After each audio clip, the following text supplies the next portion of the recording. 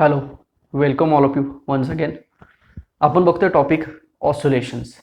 तर आता आज आपण ऑसोलेशनचे काही CET न्यूमेरिकल्स डिस्कस करूया झालेल्या पॉईंट्सवरती, किंवा पाठीमागचा जो CETचा पेपर होता MST CET 2019चा, त्या पेपरमधले काही क्वेश्चन्स आणि काही अदर क्वेश्चन्स जे की CETला इम्पॉर्टंट असतात किंवा CETला कशा पद्धतीनं प्रश्न विचारले जातात, ते नेचर कसं असतं किंवा त्याचं सोल्युशन कशा पद्धतीनं करायचं असतं, त्याच्यामध्ये कशा ट्रिक्स किंवा काय बेसिक कन्सेप्ट यूज करून ते सॉल्व्ह करायचं असतं, हे आपण आज बघूया. ओके, सगळ्यात पहिला क्वेश्चन बघूया आपण. साहजिकच सिंपल हार्मोनिक मोशनवरती आपण क्वेश्चन बघूया. ए particle performs simple harmonic motion from mean position with period 8 second. एक टाइम पिरियड 8 सेकंड असलेली एक सिंपल हार्मोनिक मोशन आहे. सो टाइम पिरियड 8 सेकंड असेल तर कॅपिटल टी आपण म्हणू शकतो ना. सो कॅपिटल टी किती दिलेला त्या मोशनचा? 8 सेकंड दिलेला आहे. The distance travelled by it between first and second seconds of its motion is. Distance विचारलेला आहे, as well as distance between म्हटलेलं आहे की एका सेकंदानंतर आणि 2 सेकंदानंतरचं जे डिस्टन्स आहे ते किती असेल. म्हणजे थोडक्यात 1 आणि 2 मधला जो गॅप आहे तो किती असेल, म्हणजे थोडक्यात डिस्प्लेसमेंट फाइंड करायचं आपल्याला. जनरल लिहितो मी x is equal to question mark, आणि तिथं सांगितलंय की कॅपिटल ए म्हणजे अँप्लिट्यूड आहे. Capital A is amplitude of the SHM, amplitude of the motion. Options बघू शकता तुम्ही. पहिला तो a/2 आहे, दुसरा आहे तो a इंटू ब्रॅकेट 1/√2 -1 आहे, तिसरा a इंटू ब्रॅकेट 1 - 1/√2 आहे, आणि चौथा a/√2 आहे. सो आपल्याला जे काही आन्सर मिळणार आहे ते कशाच्या स्वरूपात असेल तर ऑब्विसली एच्या स्वरूपात असेल. Okay, so consider condition. आता ही कंडिशन आपल्याला माहिती आहे की this is the mean position, this is extreme, again this is extreme position. Particle mean पासून स्टार्ट होतोय, म्हणजे इकडे चाललाय असं आपण इमॅजिन करूया सुरुवातीला. त्याचा टाइम पिरियड 8 सेकंद, म्हणजे तो इथून जाऊन पुन्हा इथं येतोय. तो किती वेळामध्ये येतोय तर 8 सेकंदामध्ये येतो. तर साहजिकच आपण सांगू शकतो की पार्टिकल इथून इथपर्यंत 4 सेकंदामध्ये येईल आणि इथून इथपर्यंत जायला त्याला 1 सेकंद लागेल, सॉरी 2 सेकंद लागतील. सो इथं आपण म्हणूया 1 सेकंड, 2 सेकंड. सो पार्टिकल इथून इथपर्यंत गेला 2 सेकंदामध्ये, पुन्हा इथून इथपर्यंत आला 2 सेकंदामध्ये, 4 झाले, इकडे 2 6 झाले, पुन्हा इकडे 2 8 झाले. सो टोटल 8 हा त्याचा काय झाला टाइम पिरियड झाला. That is the time period of the particle. Okay, so आपण पोझिशन्स डिफाईन करूया. 0 1 2 3 4 5 6 पुन्हा 7 आणि 8 हे सेकंद आहेत बघा, थोडक्यात पोझिशन्स आहेत माझे.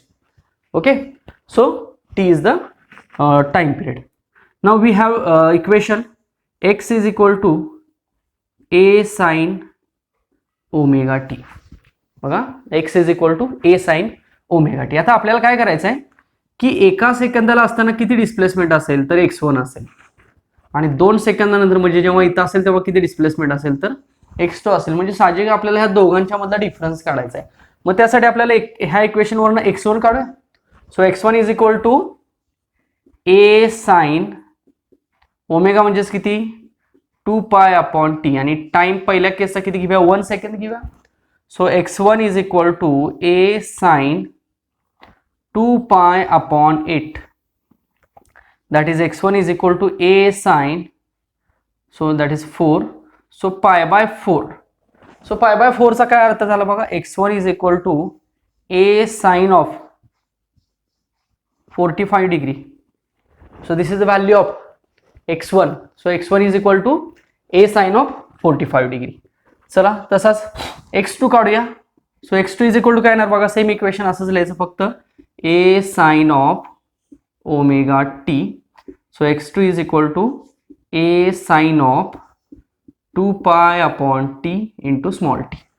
so x2 is equal to a sine of 2π/8 into 2. चालेल. हा सेकंड म्हणजे टी ची व्हॅल्यू 2 सेकंड पुट केली आपण. हे जर सगळं सॉल्व्ह केलं, हे 4 आणि हे π/2 आलं. So x2 is equal to equation काय मिळालं बघा, a साइन ऑफ π/2, म्हणजेच x2 काय मिळाला a साइन ऑफ 90 डिग्री. मिळाले दोन्ही इक्वेशन्स. आता हे दोन्ही इक्वेशन्स काय करायचे, सिंपल एकमेकांमधनं सबट्रॅक्ट करायचे. आता हे तर आपल्याला लक्षात येते बघा की ए साइन ऑफ 45 आणि हे ए साइन ऑफ 90. आता साइन ऑफ 90 तर किती असतं, ऑब्विसली 1 असतं. सो याची व्हॅल्यू काय मिळाली आपल्याला, ए मिळाली बघा. So x2 is equal to A मिळाला. ठीक आहे. आणि x1 किती मिळेल, तर साइन ऑफ 45 म्हणजे 1/√2 असतं ना. सो हे मिळणार आहे आपल्याला a/√2 मिळणार. ओके. बघा आता दोघांचं सबट्रॅक्शन करा, मग x2 मायनस x1 करा. देअरफॉर इथे लिहितो मी capital X is equal to x2 minus x1. दोघांमधला डिफरन्स ना, डिस्टन्सचा डिफरन्स 2 सेकंद आणि 1 सेकंदामधला. सो a मायनस a/√2 म्हणजेच आपण हे असं लिहू शकतो a 1/√2. So a into bracket 1 minus 1/√2. जर हे आन्सर आपण काढलं तर आपल्याला आन्सर मिळते सी ऑप्शन मिळतोय, किंवा तिसरा जो ऑप्शन आहे सी ऑप्शन, तो ऑप्शन आपल्याला या पॉईंटवरनं मिळतोय. So this is the solution. So solution काढण्यासाठी आपल्याला कन्सेप्ट काय लक्षात ठेवावी लागली बघा की 8 सेकंड टाइम पिरियड म्हणजे नक्की काय, 1 सेकंड कुठं असेल, 2 सेकंड कुठं असेल, मग 1 सेकंदाचं डिस्प्लेसमेंट किती असेल, 2 सेकंदाचं डिस्प्लेसमेंट किती असेल, आणि मग दोन्ही डिस्प्लेसमेंट मधला काय घेतला आपण, डिफरन्स घेतला. तर आता यात एक लक्षात ठेवण्यासारखं आहे बघा की हा टी आणि हा टी मधला फरक लक्षात ठेवा. हा टी म्हणजे टाइम पिरियड आणि हा स्मॉल टी म्हणजे इन्स्टंट, की त्या वेळेला ती मोशन कुठं असेल, किंवा त्या वेळेला डिस्प्लेसमेंट किती असेल, त्या वेळेला व्हेलॉसिटी किती असेल, त्या वेळेला ऍक्सेलरेशन. हा चेंज होत राहणार आहे ना. T 0 second, 1 second, 2 second, 3 second, 4 second, it's changing. But this T is not changing, this is fix. सांगितलं जातं की SHM सपोज 10 सेकंदाचे, तर याचा अर्थ पूर्ण SHM कम्प्लीट व्हायला 10 सेकंद लागणार आहे. आणि त्याच्यामध्ये मग 1 सेकंदाला कुठं असेल, 2 सेकंदाला कुठं असेल, तो जो असेल तो स्मॉल टी असेल. So this is the difference between capital T and small T. I hope की हे समजलं असेल. So option is C. Okay, next question we will see. हा सुद्धा मागच्या क्वेश्चन पेपर मधलाच आहे.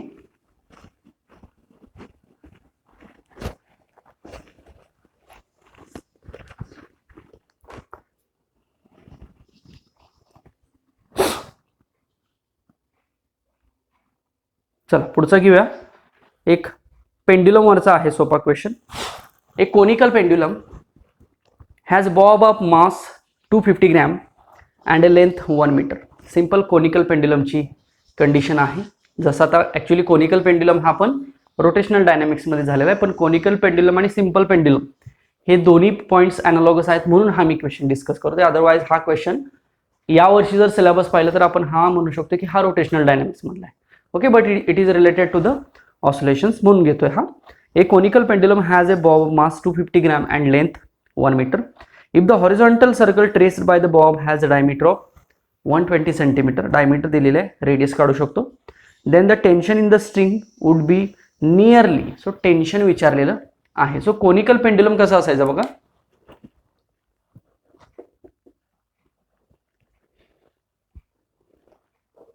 आणि इथं एक हॉरिझॉन्टल सर्कल असा तयार होता, बरोबर. ही होती त्याची रेडियस. इथं बॉब असायचा, हा बॉब इथं असेल, रोटेट होता, बरोबर. आता ह्या बॉबचं मास दिलेलं आहे 250 ग्रॅम. बघा क्वेश्चन आहे माझ्याकडे ओनली. सो 250 ग्रॅम हेच आपल्याला केजी करावं लागेल ना. सो 250 केजी होईल ना. हे माहित आहे कन्वर्जन बघा, 10⁻³ केजी न -3 मल्टिप्लाय करतो ना केजी असेल तर. लेंथ दिलेली आहे 1 metre. Horizontal circle trace by bob diameter दिलेली आहे 120 सेंटीमीटर. मग डायमीटर 120 असेल तर 60 रेडियस झाली. सो 60 इंटू पुन्हा हे काय झालं 10⁻² झालं, किंवा हे 0.6 मीटर लिहू शकतो आपण radius. So tension T is equal to question mark. G सांगितलंय 9.8 मीटर पर सेकंड स्क्वेअर घ्या. So this is the given, these are the given points of this particular conical pendulum. आता बघा, जेव्हा तो बॉब इथं असेल तेव्हा त्याच्यामध्ये काहीतरी टेन्शन तयार होतं ना. आपण बघितलं होतं ह्या बॉबवरती mg वेट असतं, बरोबर. मग आता हे टेन्शन रिझॉल्व्ह झालं 2 कंपाऊंडमध्ये. एक आता इथं थिटा असतो ना, तर हा थिटा असेल. सो हे झालं टी कॉस थिटा कंपोनंट आणि हे झालं टी साइन थिटा कंपोनंट. ही थोडक्यात रेडियस आहे ना, आर म्हणूया, याला एच म्हणूया. चालेल. हे लेंथ आहे त्या पेंड्युलमची. आता आपल्याला काय काढायचं आहे की टेन्शन काढायचं आहे. मग मी हे रिलेशन वापरू शकतो बघा. टी कॉस थिटा कोणी बॅलन्स केलेला आहे? एम जीनं बॅलन्स केलेला आहे. आपल्याला पाहिजे कोण? T. So T is equal to M G. आपण काय होऊ शकतं? कॉस ऑफ थिटा होऊ शकतं. पण चेक करा, एम दिलाय का? दिलाय. जी दिलाय का? दिलाय. पण थिटा किंवा कॉस थिटा दिलाय का? दिलेला नाही. सो आपल्याला इथं कॉस थिटा काढावा लागेल. बरोबर. सो सिन्स कॉस थिटा कसा काढला जाईल बघा, या ट्रायंगलमध्ये या. Cos theta is equal to adjacent upon hypotenuse, म्हणजे एच अपॉन लेंथ म्हणू शकतो आपण. पुन्हा चेक करा, हाईट दिली का? नाही, हाईट माहित नाही. लेंथ दिली का? येस, लेंथ दिली. पण हाईट दिली का? नाही. सो पुन्हा आपल्याला काय काढलं पाहिजे? हाईट काढली पाहिजे. बघा आता हे थेरीमध्ये कुठं असं डिटेलमध्ये नव्हतं, हे मात्र इक्वेशन होतं थेरीमध्ये. याचा वापर करून आपल्याला तिथं सॉल्व्ह करायचं. सो हाईट आपल्याला दिली आहे का बघा? नाही. सो हाईट आपल्याला काढायची. तर तुम्ही बघू शकता बघा, हा राईट अँगल ट्रायंगल आहे. इथं एच आहे, ही रेडियस आहे आणि ही लेंथ. सो पायथागोरस थेरम जर यूज केला तर सिन्स पुन्हा आपण म्हणू शकतो की H square plus R square is equal to L square. Therefore H square is equal to L square minus R square म्हणू शकतो. आणि therefore H is equal to under root of लेंथचा स्क्वेअर म्हणजे 1च असणार आहे, मायनस आर किती आहे? 0.6. 0.6चा स्क्वेअर किती असतो? 0.36 असतो. बरोबर. Next, therefore H is equal to under root of 0.64 येणार आहे आणि याचं स्क्वेअर रूट काढलं तर 0.8 येणार आहे. सो 0.8 हाईट आपल्याला मिळाली मीटरमध्ये. ही हाईट जर आपण इथं पुट केली तर 0.8 अपॉन 1 म्हणजे कॉस थिटा किती मिळाला? 0.8 मिळाला ना. सो चला हा कॉस थिटा डायरेक्ट इथं पुट करा. Therefore T is equal to mass किती आहे? 0.250 इंटू 9.8 आणि अपॉन हे 0.8. चला आता हे सॉल्व करायला लागेल. आता हे सॉल्व करायचं कसं, हे प्रोसिजर सगळ्यांना माहिती आहे का बघा. लॉग टेबल सुद्धा आपण याच्यावरती शिकलेला असतो. लॉग टेबलच्या मदतीने हे सॉल्व करत असतो. आता इथं मी डायरेक्ट आन्सर लिहिन. तुम्हाला ऑप्शन्स आहेत आपल्याकडे, बघताय तुम्ही ऑप्शन्स. 4 ऑप्शन्स आहेत. तर त्यातला शेवटचा जो आहे तो 3.06. So T is equal to 3.062 newton. That is जो शेवटचा ऑप्शन आहे D. So this is the correct answer. So this is the tension produced in the stick, that we can say that. Okay, so this is the question again related to the conical pendulum. Simple pendulum सारखाच हा point होता, म्हणून आपण हा discuss करतोय. लक्षात आलं? So this is the answer. Okay, समजलं का बघा.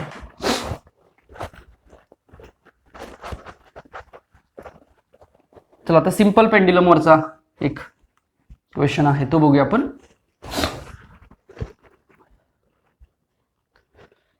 ओके, क्वेश्चन काय बघा. From the position of smaller angular displacement theta, only question आहे माझ्याकडे, तुम्ही बघू शकता. From the position of smaller angular displacement theta, एक स्मॉल अँग्युलर डिस्प्लेसमेंट दिलेला आहे. The bob of simple pendulum of length L, simple पेंडुलमची कंडिशन आहे लेंथ एल आहे, is released then its linear displacement at time T is. Linear displacement विचारलेला आहे simple पेंड्युलमचं. So simple pendulum आपण बघितलं होतं,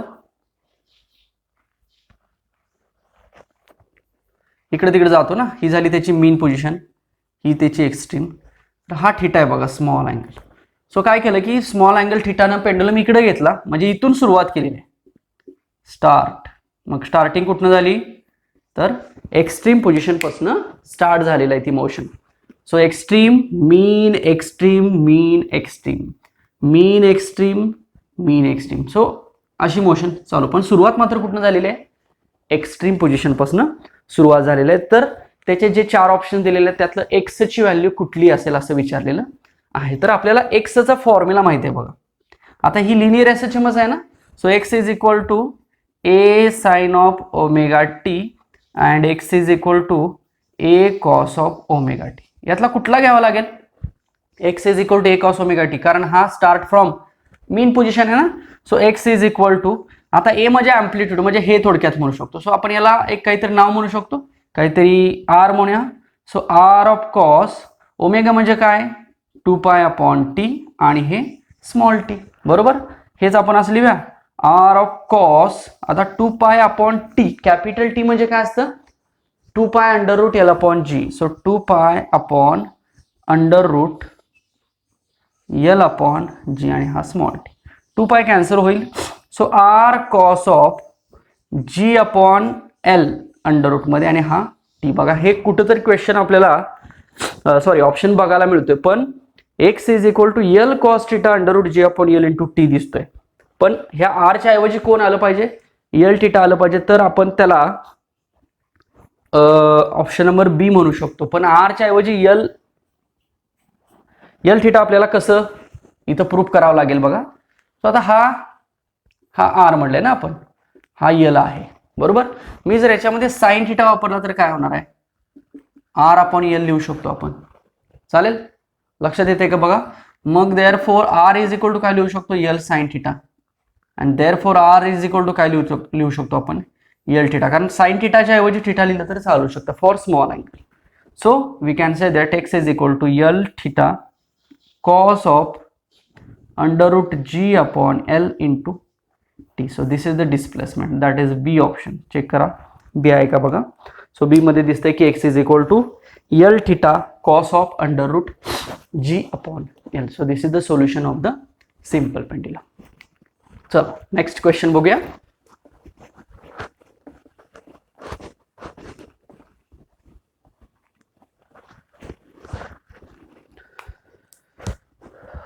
चला पुढचा क्वेश्चन आहे.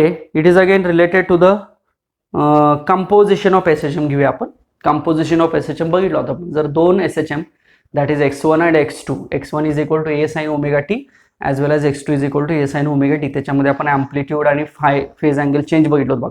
Sorry, x is equal to a sine omega T plus five.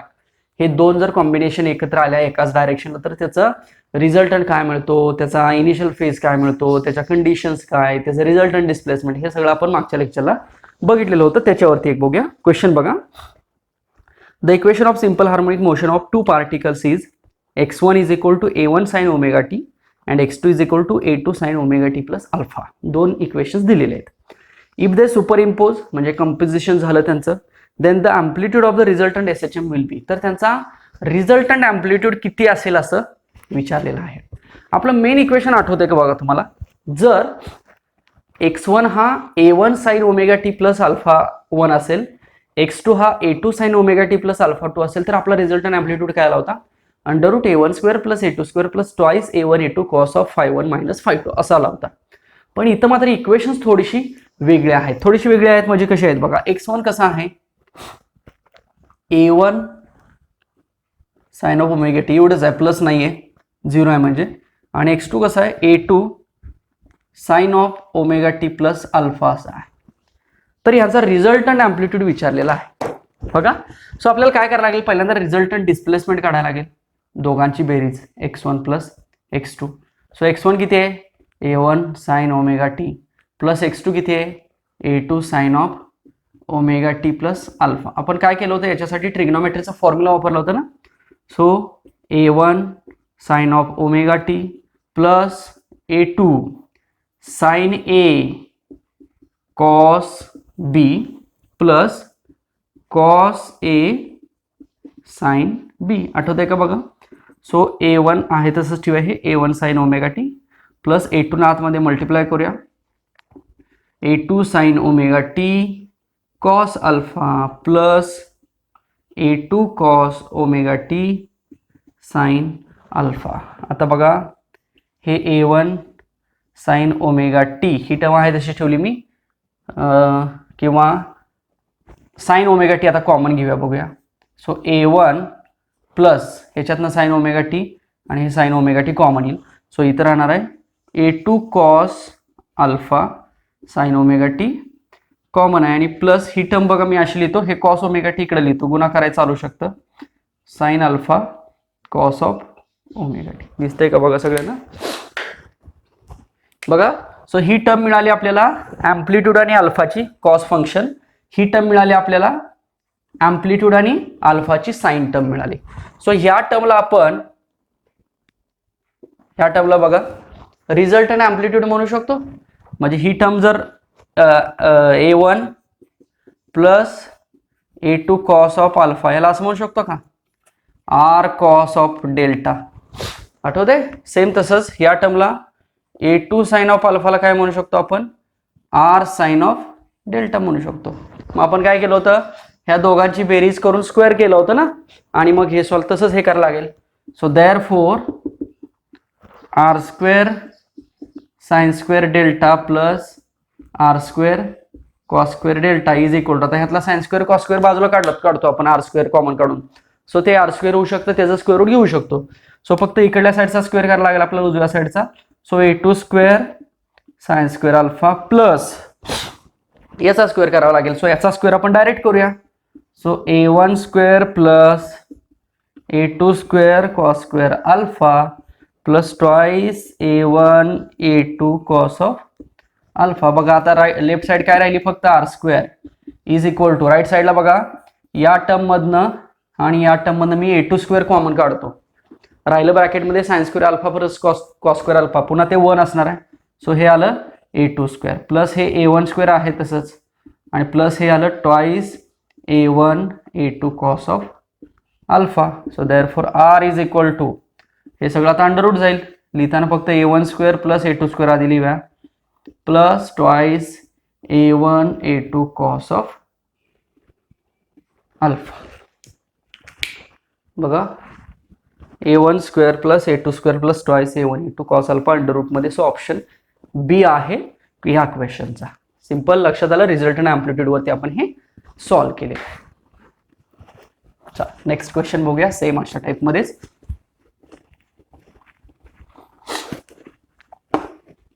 सीईटीचे questions जरी कसे असले तरी शेवटी त्याला थेरीचा रेफरन्स हा आहेच.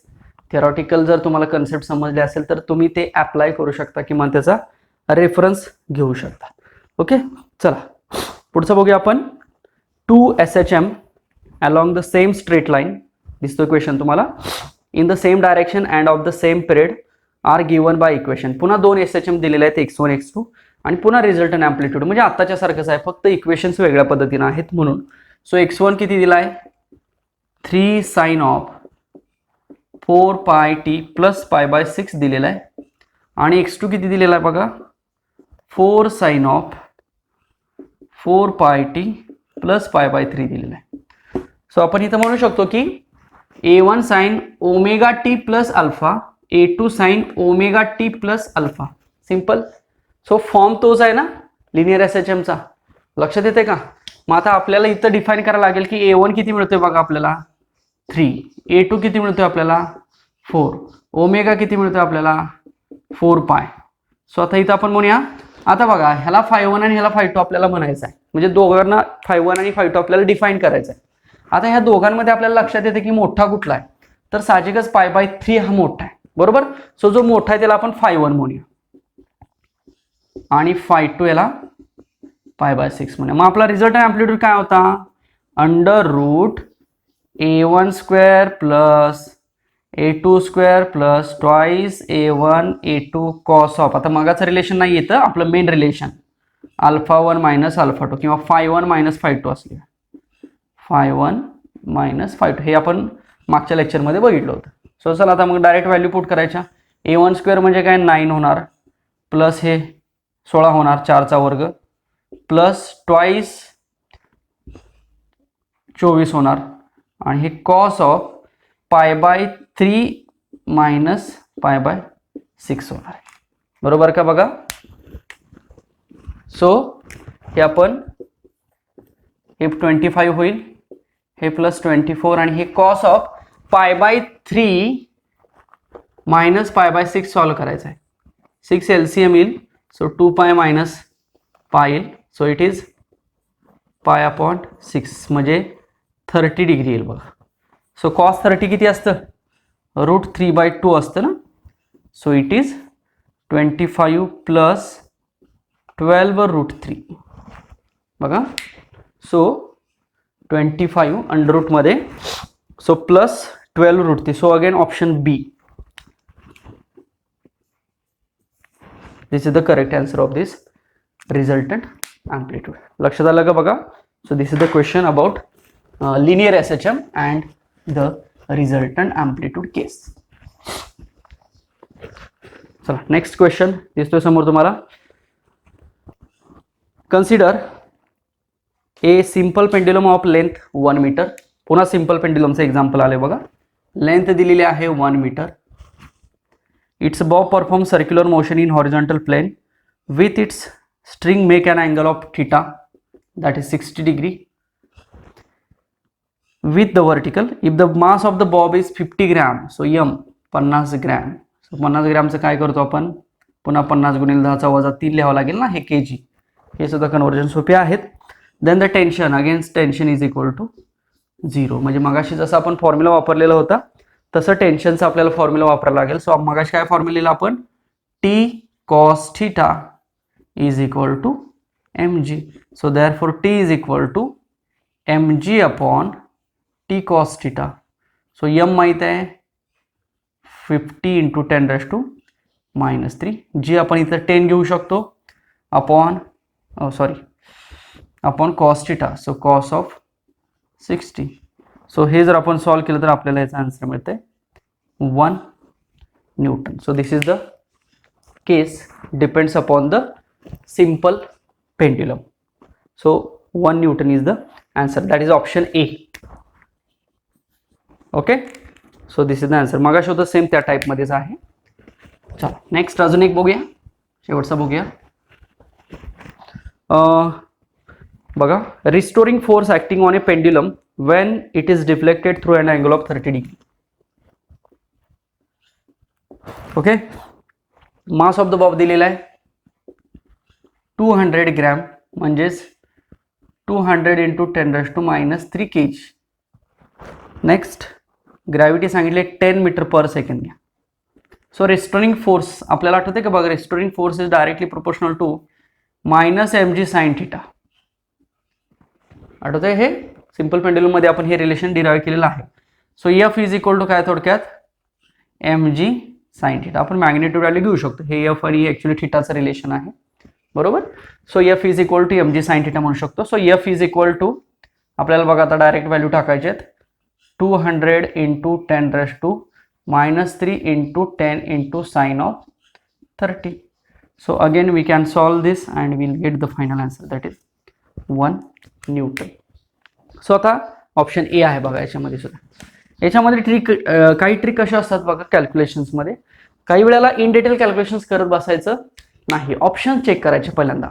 सो तुम्ही ऑप्शन्स बघितल्यानंतर तुम्हाला लक्षात येते की आन्सर दिलेला आहे ते अप्रॉक्सिमेट दिलेला आहे का एक्झॅक्टली दिलेला आहे.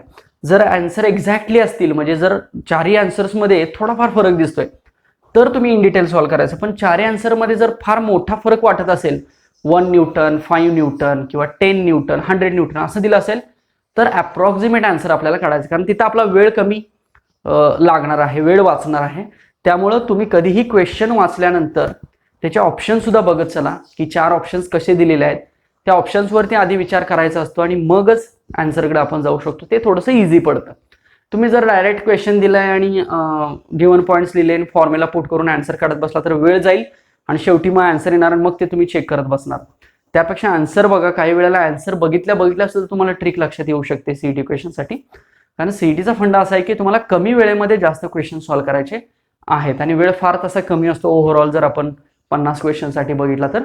त्यामुळं तुम्हाला कमीत कमी वेळेमध्ये ते क्वेश्चन आणि त्याचं जे आन्सर आहे ते शोधता आलं पाहिजे. त्याचा ऑप्शन बघून बरं पुन्हा आणि ते सर्कल डार्क पण करायचं आहे. सो तो आणि पुढचा एक पुढची टास्क आहे इम्पॉर्टंट. त्यामुळं हा सगळा एक प्रकार जो आहे तो एक बाय प्रॅक्टिस येऊ शकतो, बाय कन्सेप्ट येऊ शकतो, बाय कन्सेप्च्युअल ट्रिक्स येऊ शकतो. तर तुम्हाला ते चांगल्या पद्धतीनं सॉल्व्ह करता येईल. ओके. सो आय होप की हे सीईटीचे जे काही क्वेश्चन्स मी डिस्कस केले जस्ट झालेल्या टॉपिकवरती, याच्यापेक्षाही बरेचसे क्वेश्चन्स असतात पण झालेल्या टॉपिकवरती काही इम्पॉर्टंट आणि जे लास्ट क्वेश्चन पेपरमध्ये विचारलेले क्वेश्चन्स होते ते मी डिस्कस केले, तुम्हाला समजले असतील अशी अपेक्षा व्यक्त करतो. ओके.